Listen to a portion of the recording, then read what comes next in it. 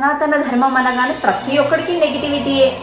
అసలు దాంట్లో ఏముంది, ఏమైనా తెలుసుకునే ప్రయత్నం చేద్దాం డీప్గా అని ఎవడూ ఆలోచించట్లేదు. ఎవడో ఒకడు వచ్చి ఓ స్టేట్మెంట్ పాస్ చేస్తాడు, సనాతన ధర్మం నిర్మూలిద్దాం అని. మనం గొర్రెల్లాగా చప్పట్లు కొడతాం, వా సూపర్, ఇలా చేయాల్సిందే. మరి నువ్వు జీవితంలో ఏమేమి అప్లై చేసేటివి ఉన్నాయి సనాతన ధర్మంలో, అవన్నీ వదిలేస్తావా? అవన్నీ చేయవా? చేయకపోతే దేశం ఇట్లనే ఉంటుందా? భారతదేశం అని ప్రపంచ దేశాలన్నీ చేతులెత్తి మొక్కుతున్నాయి కదా, అది అలాగే ఉంటుంది అనుకుంటున్నారా? అవును, హిందువుల్లో ఒక యూనిటీ ఎందుకు ఉండదో నాకు అర్థం కాదు. ప్రతిరోజు తన ఖురాన్ చదువుతాడు, క్రిస్టియన్ ప్రతిరోజు తన బైబిల్ చదువుతాడు, కానీ హిందువులం మాత్రము మన భగవద్గీతని కనీసం ముట్టుకోకుండా చచ్చిపోయిన వాళ్ళు ఎంతమందో ఉంటారు. ఎందుకు అలా అవుతుంది? ఒక గొప్ప జ్ఞానం ఉన్న భగవద్గీతని ఎందుకు కనీసం ముట్టుకోవట్లేదు, కనీసం పిల్లలకి చెప్పే ప్రయత్నాలు చేయట్లేదు? విదేశీయులేమో మన భగవద్గీతలో ఉన్న శ్లోకాలన్నీ పిల్లలకు నేర్పిస్తారు, ఆ పిల్లలు చక్కగా చెప్తారు. మన పిల్లలకైతే అసలు ఆ భగవద్గీత అంటేనే కూడా తెలియదు. ఎందుకు ఇలా పెంచుతున్నాం మనం పిల్లల్ని? ఏది తెలియకుండా ఎందుకు ఇలా ఉన్నాం? ఇప్పుడు సనాతన ధర్మం గురించి మాట్లాడే వాళ్ళు చాలా మంది ఉన్నారు కదా, దాని గురించి అది కాదు ఇది ఇలా అని చెప్పడానికి మీకు నాలెడ్జ్ ఎక్కడుంది? భగవద్గీత గురించి, శ్రీకృష్ణ పరమాత్మ గురించి, రాముడు గురించి ఒక్కొక్కడు ఒక్కొక్క రకంగా కామెంట్స్ చేస్తూ ఉంటాడు. వాళ్ళకి సమాధానం ఇవ్వాలంటే నీ దగ్గర తెలివి ఉండాలి కదా, నువ్వు చదువుకోవాలి కదా. పిల్లలకు ఆ జ్ఞానం వద్దు, కేవలం టెక్స్ట్ బుక్ ఒకటి చదివితే చాలు, వాడు ఏదో ఒక వాడికి జాబ్ వస్తే చాలు, వాడికి ప్రైవేట్ జాబ్ వచ్చినా సరే, అంతే చాలు. మనకి ఇంకే తెలివిలు వద్దు, అసలు దేవుడు వద్దు, ఏమి వద్దు, ఇట్లనే ఉందాం, ఇంతే కదా. చచ్చిపోయేటప్పుడు భగవద్గీతని అక్కడ వేస్తారు. భవిష్యత్ తరాలు ఏమనుకుంటాయి? చచ్చిపోయినప్పుడు మాత్రమే వేసే పాట అనుకుంటాయి.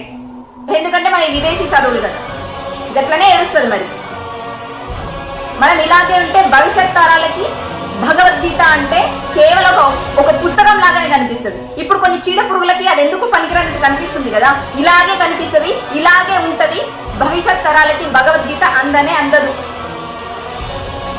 మనం ఏదైనా మంచి పని చేయాలి, మన భవిష్యత్ తరాలకి అది అందించాలంటే ఇప్పటి నుంచే మన పిల్లలకి చెప్పడం అలవాటు చేసుకోవాలి. భగవద్గీతలో ఏముంది ఏం లేదు, మన జీవితాలకు ఏమేమి అప్లై చేసుకోవాలి, అసలు మనిషి అనేవాడు ఎలా ఉండాలి, ఇవన్నీ తెలవాలంటే భగవద్గీత యొక్క గొప్పతనం మన హిందువులకి తెలిసి తీరాలి.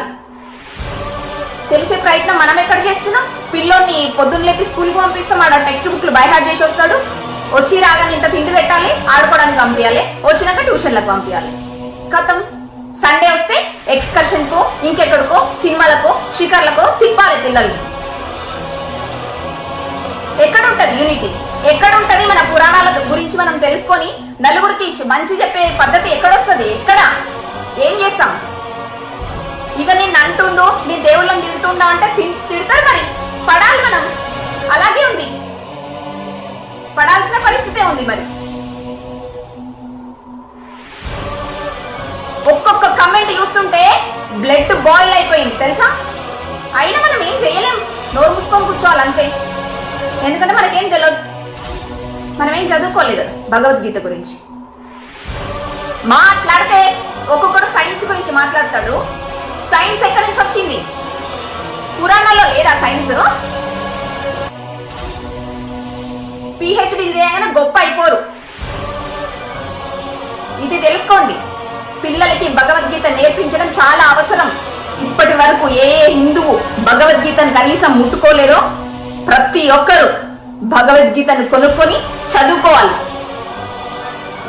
వాడెవడో భగవద్గీత పేజ్ ఏమో భగవద్గీత అని రాసుంది, శ్రీకృష్ణుడి బొమ్మ ఉంది, లోపల చూస్తేనేమో బైబిల్. What is this? ఏం జరుగుతుంది? మనం నోర్లు మూసుకొని ఉంటున్నాం కాబట్టి ఇలా అవుతుంది. ఇలాగే మత మార్పులు చేస్తున్నారు. అన్నింటికి నోరు మూసుకొని కూర్చుంటున్నాం మనం, అంతే. ఇంకేం చేయలేము. ఏం చేయలేనప్పుడు ఇంకొకటి అన్నప్పుడు పడాలి. రేషన్ రావద్దు మనకి. ఓ ఆడపిల్ల వచ్చి ముందుకొచ్చి మాట్లాడుతుంటే ఎంకరేజ్ చేసే వాళ్ళు కూడా తక్కువ ఉంటారు. అది మన సమాజం.